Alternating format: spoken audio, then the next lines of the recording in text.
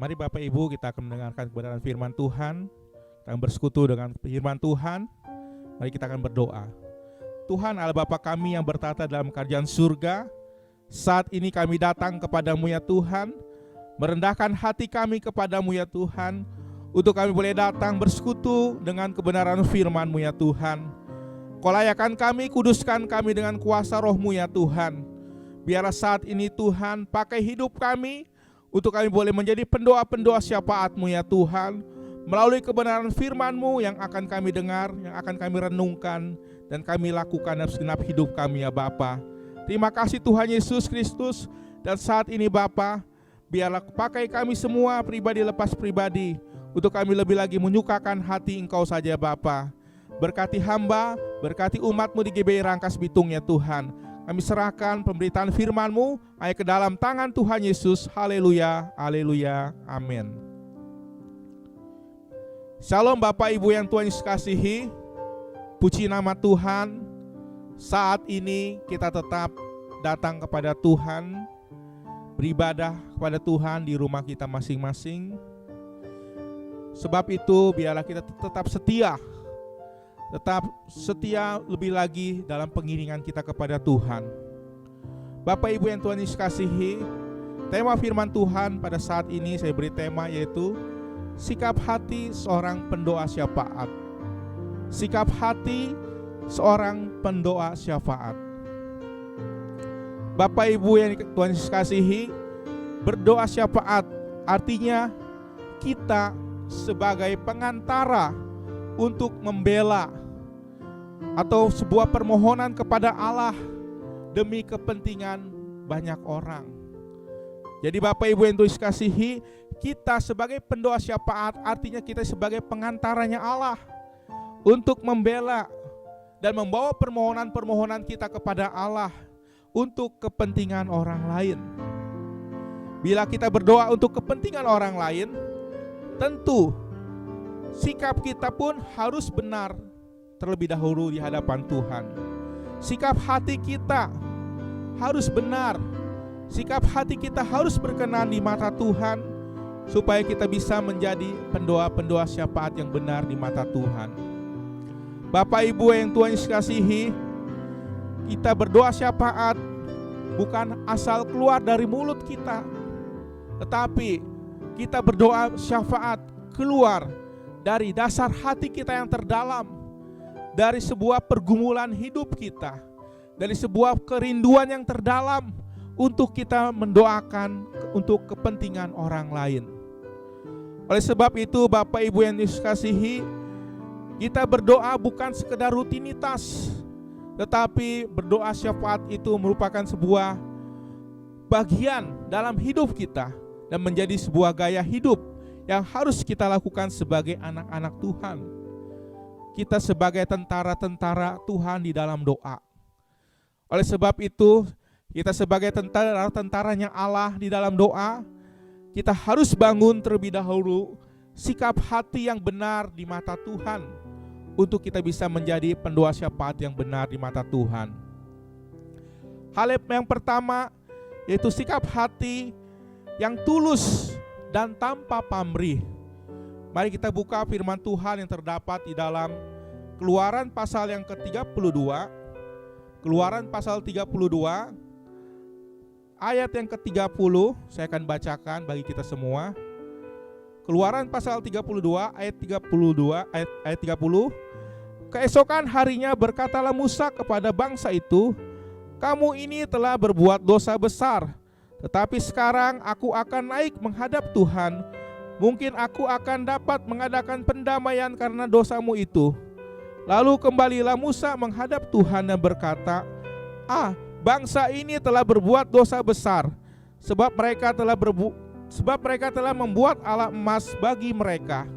Tetapi sekarang kiranya engkau mengampuni dosa mereka itu, dan jika tidak, hapuskanlah kiranya namaku dari dalam kitab yang telah kau tulis. Bapak Ibu yang Tuhan Yesus kasihi, Musa memiliki sikap hati yang tulus tanpa pamrih ketika dia berdoa untuk umatnya, supaya umatnya diampuni oleh Tuhan. karena umatnya mengalami dosa yang besar, di mana umat Allah saat itu datang menyembah kepada berhala. Oleh sebab itu, Bapak Ibu yang Tuhan kasihi, di sini dikatakan di ayat yang ke-32, tetapi sekarang kiranya Engkau mengampuni dosa mereka itu, dan jika tidak, hapuskanlah kiranya namaku dari dalam kitab yang telah Kau tulis. Bapak Ibu yang Tuhan kasihi, di sini Musa menghadap kepada Allah memohon pengampunan dosa bagi bangsa Israel saat itu. Jika dosa bangsa Israel tidak diampuni oleh Allah, maka dikatakan oleh Musa, permintaan Musa supaya Allah menghapuskan nama Musa dari kitab yang Tuhan sudah tulis di kitabnya. Ini sebuah sikap hati yang tulus, tanpa pamrih. Dia mau berkorbankan dirinya untuk kepentingan orang lain, supaya orang banyak selamat datang kepada Tuhan. Bapak Ibu yang Tuhan kasihi, sehingga dikatakan selanjutnya, tetapi Tuhan berfirman kepada Musa, siapa yang berdosa kepadaku, nama orang itulah yang akan kuhapuskan dari dalam kitabku. Apa kata Tuhan, kata Allah saat itu terhadap Musa? Di mana Allah berfirman kepada Musa, setiap orang yang berdosa kepadaku, nama orang tersebutlah yang akan aku hapus. Jadi itu tergantung dari pribadi lepas pribadinya. Jadi tidak bisa diwakili, ya. Dosa itu tidak bisa diwakili. Ketika seseorang berdosa, dia harus menanggung dosa tersebut dan tidak bisa diwakili oleh orang lain. Bapak Ibu yang Tuhan Yesus kasihi, tetapi pergilah sekarang, tuntunlah bangsa itu ke tempat yang telah kuberikan kepadamu. Aku akan berjalan malaikatku di depanmu, tetapi pada hari pembalasanku itu aku akan membalaskan dosa mereka kepada mereka. Bapak Ibu yang Tuhan Yesus kasihi, kita bisa belajar dari kehidupan Musa yang dia mau berdoa kepada Tuhan, membawa bangsanya kepada Tuhan Yesus Kristus, membawa bangsanya untuk Allah. Oleh sebab itu, yang kedua, kita juga bisa belajar dari kehidupan Abraham. Abraham memiliki sikap hati yang penuh belas kasihan. Saat itu di mana Lot, ya, keluarga Lot ada di Sodom Gomora, di mana Sodom Gomora akan diluluhlantahkan oleh Allah. Disitulah Abraham datang menjadi pendoa syafaat bagi Lot, bagi keponakannya, bagi keluarganya. Abraham datang kepada Allah. Mari kita buka firman Tuhan yang terdapat dalam Kejadian pasal 18. Kejadian pasal 18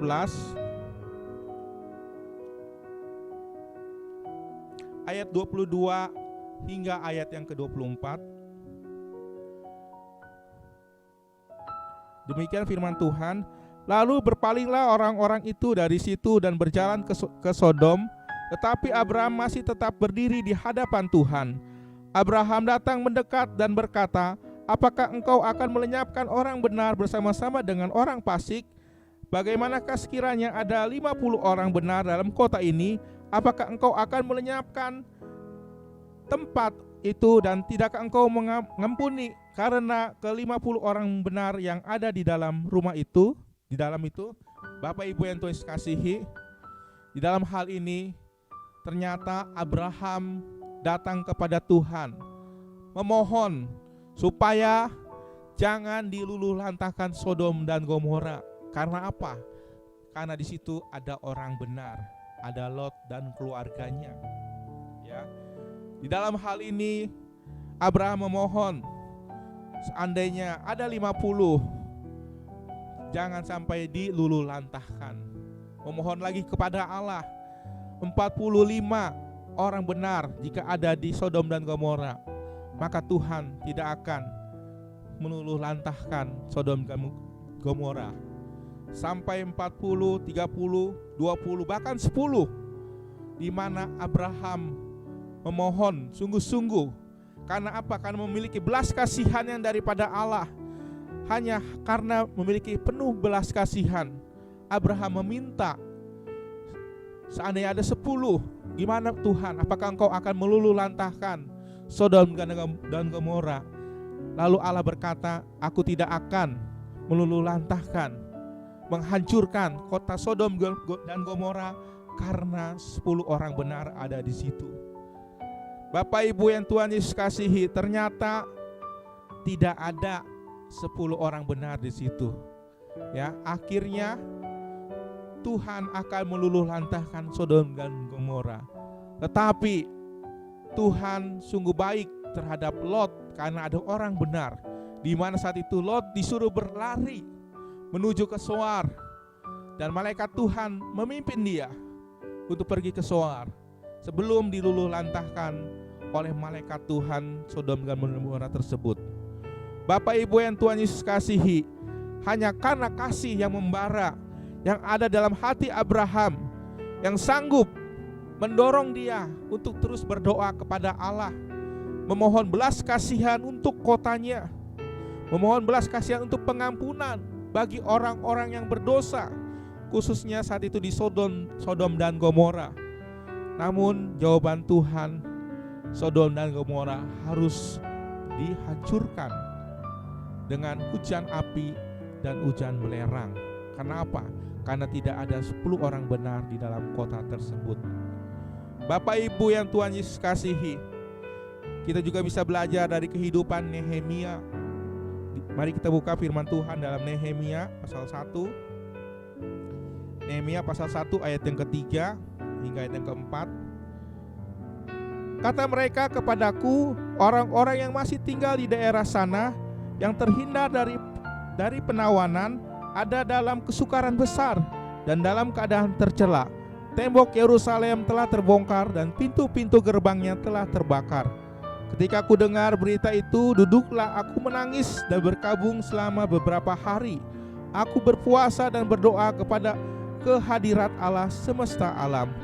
Kataku, ya Tuhan Allah semesta langit, Allah yang maha besar dan dahsyat, yang berpegang pada perjanjian dan kasih setianya terhadap orang yang kasih kepadanya dan tetap mengikuti perintah-perintahnya.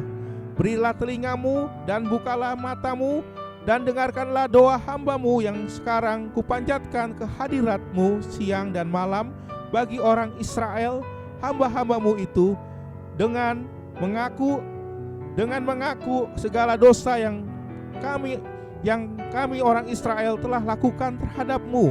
Juga aku dan kaum keluargaku yang telah berbuat dosa. Bapak Ibu yang Tuhan kasihi, sikap Nehemia menjadi pendoa syafaat, yaitu memiliki sikap yang hancur. Dia merendahkan hatinya kepada Tuhan. Dia menangisi bangsanya, dan dia berpuasa untuk bangsanya. Dia berkabung untuk bangsanya. Karena apa? Karena di sini dikatakan ada kesukaran besar terjadi atas bangsanya. Dalam hal ini, orang-orang yang terhindar dari pembuangan saat itu, yang tidak mengalami pembuangan yang ada di Israel, mengalami kesukaran yang besar dan juga mengalami hidup yang bercela. Sungguh luar biasa. Saat ini kita ada di masa-masa sulit. Kita mengalami masa-masa kesukaran yang besar. Dan saat ini biarlah kita tetap datang kepada Tuhan. Di masa-masa yang sulit ini, kita tetap berpegang kepada kuasa Tuhan.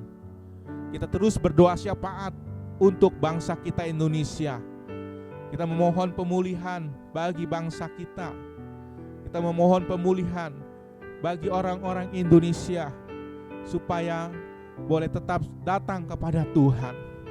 Bapak Ibu yang Tuhan Yesus kasihi, oleh sebab itu biarlah kita minta kesejahteraan untuk bangsa kita. Biarlah kita minta kesejahteraan untuk kota kita Rangkas Bitung, supaya mengalami kesejahteraan yang daripada Allah saja, sehingga kita akan mengalami kesejahteraan yang daripada Tuhan. Bapak Ibu yang Tuhan kasihi, milikilah sikap hati yang benar ketika kita berdoa syafaat kepada Tuhan untuk kepentingan orang lain. Sebab itu, biarlah kita berdoa untuk pekerjaan Tuhan, berdoa supaya kita lebih lagi mengasihi Tuhan, supaya umat-umat Tuhan lebih sungguh-sungguh lagi mengasihi Dia. Kita doakan untuk saudara-saudara kita seiman.